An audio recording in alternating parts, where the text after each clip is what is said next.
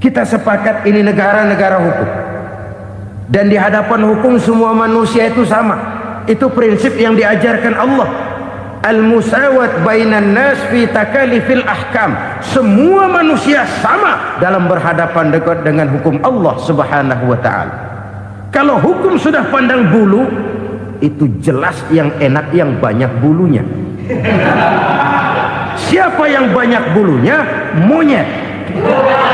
Kalau hukum pandang bulu, monyet keenakan. Saudara-saudara kaum muslimin rahimakumullah, introspeksi. Mari kita bercermin bagaimana perjalanan hukum selama ini. Kalau introspeksi ini kita temukan, lalu ada upaya untuk memperbaiki diri.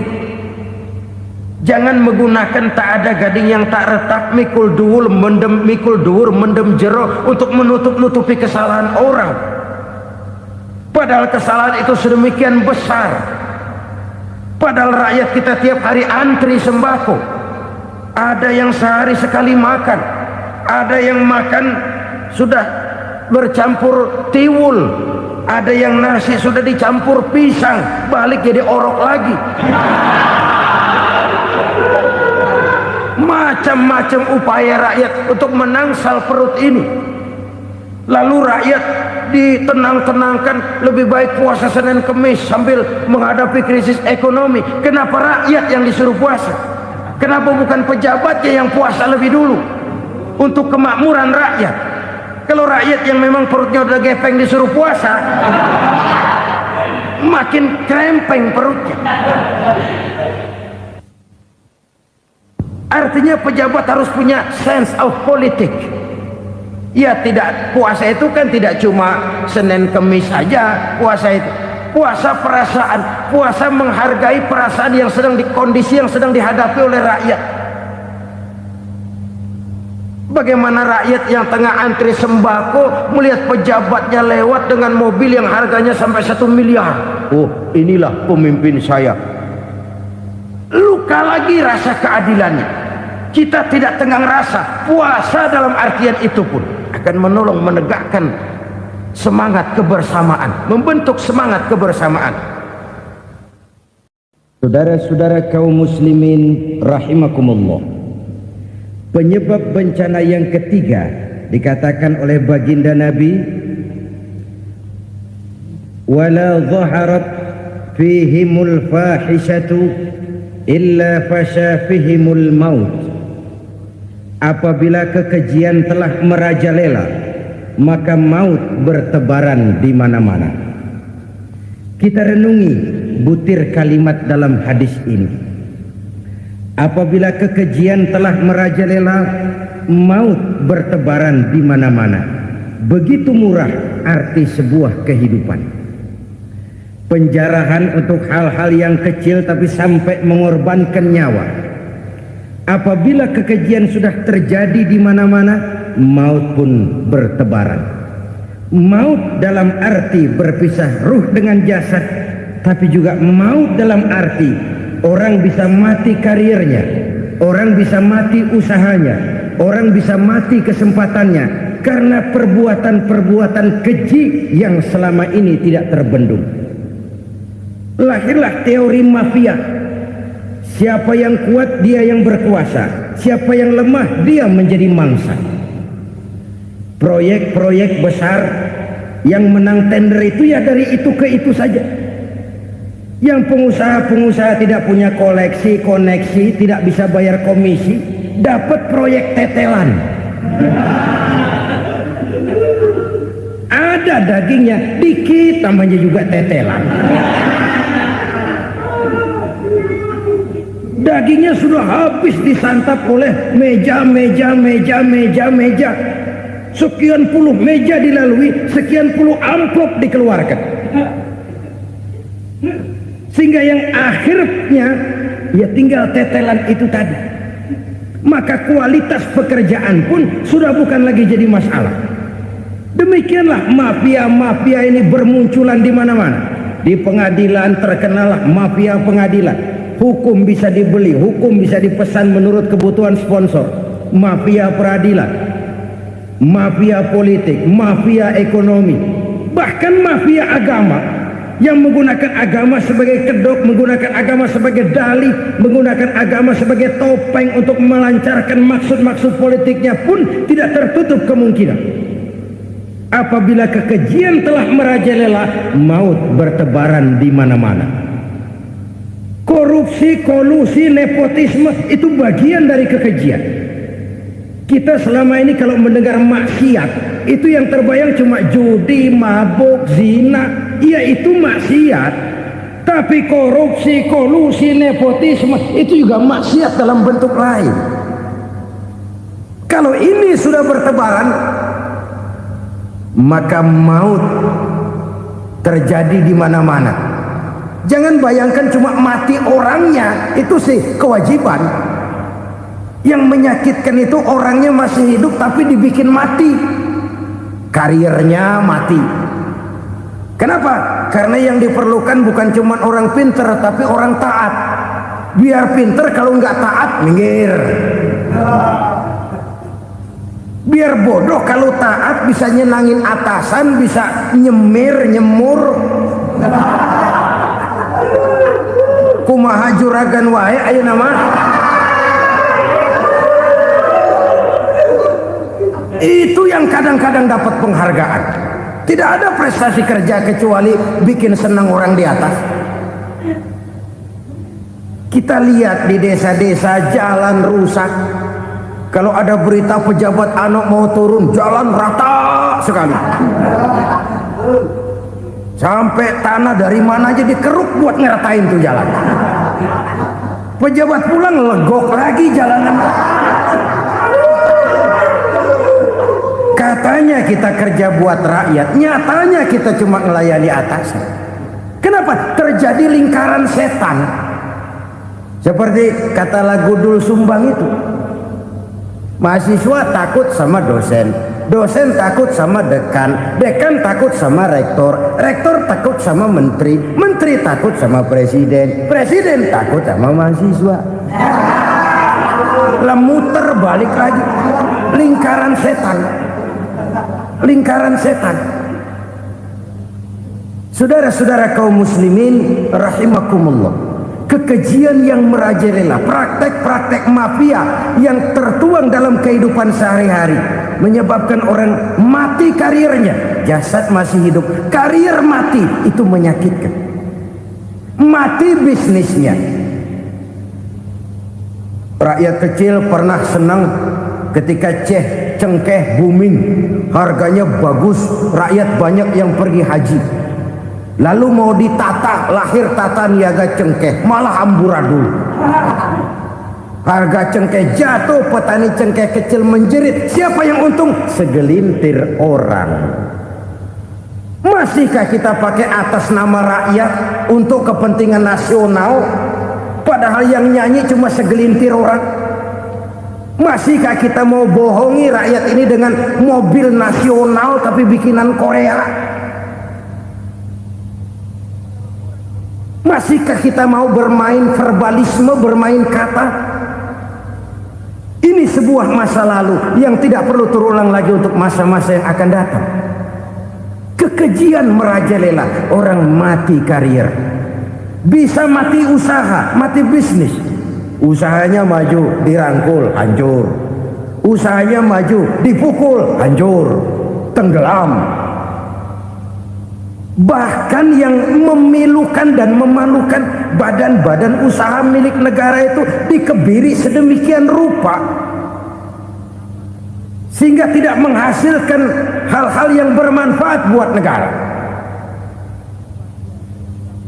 Saudara-saudara kaum muslimin rahimakumullah, kalau nafsu yang sudah mengatur itu semua, maka kekejian pun merajalela.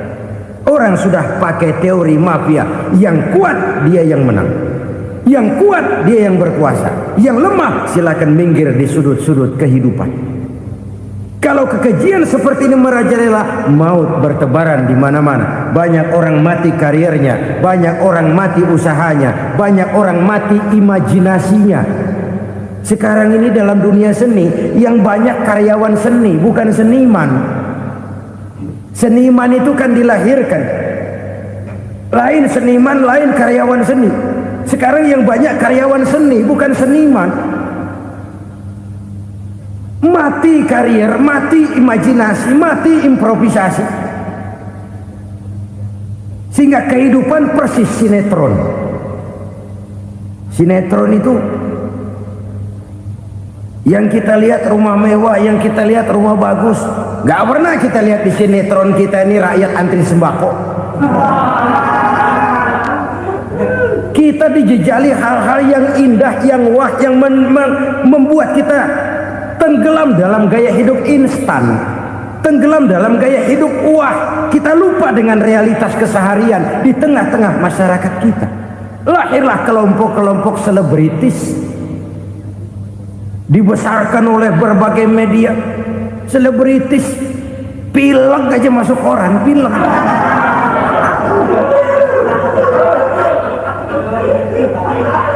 Rakyat yang pingsan antri beras nggak masuk koran. Rakyat yang semaput antri minyak nggak masuk koran. Selebritis panok masuk koran.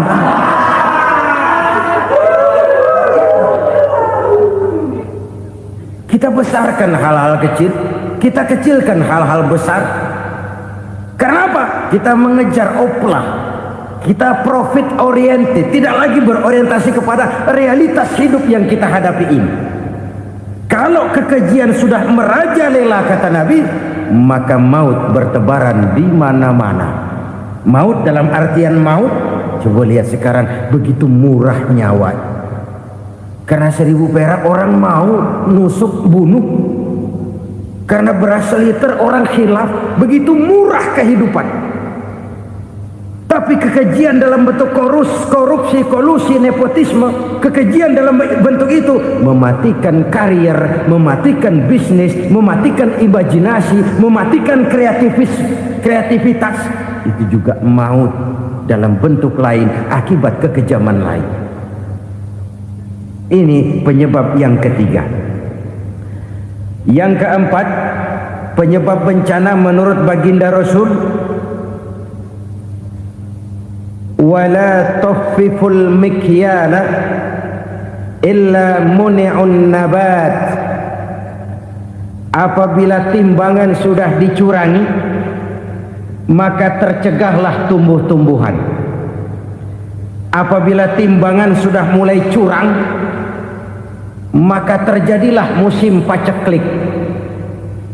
Apabila bisnis sudah bergaya mafia tadi itu, kecurangan-kecurangan terjadi, tender di balik pintu, yang dimenangkan cuma kelompok-kelompok yang bisa memberikan presentasi yang besar, muni'un nabat, terjadilah paceklik.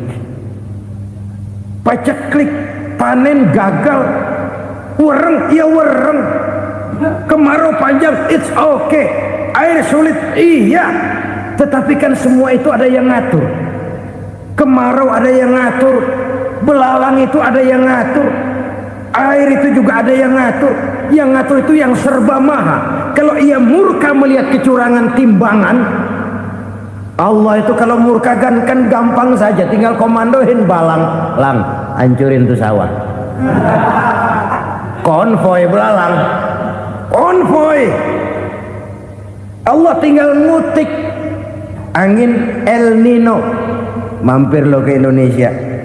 Hujan nggak turun-turun, kemarau panjang. Jadi kalau musim kemarau kan namanya anginnya El Nino. Kalau musim hujan anginnya namanya La Nina.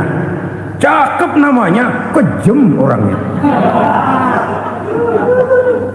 Saudara lihat Cina sekarang sedang kena La Nina, banjir besar, ribuan orang meninggal. Dia mah ribuan mati kagak berasa, rakyatnya miliaran. Bangladesh lagi ngalami La Nina, India lagi ngalami La Nina. Angin, hujan, kemarau, belalang, itu kan ada yang ngendaliin. Kuncinya bukan di belalangnya, kuncinya bukan di peredaran matahari berputar, kuncinya di atas yang mengatur semua itu. Kalau timbangan sudah mulai curang, pengusaha sudah nggak mau jujur, apa enggak bikin perut jadi mual, Begitu rakyat antri sembako pingsan nggak dapat beras, sementara beras ditumpuk-tumpuk sampai membusuk.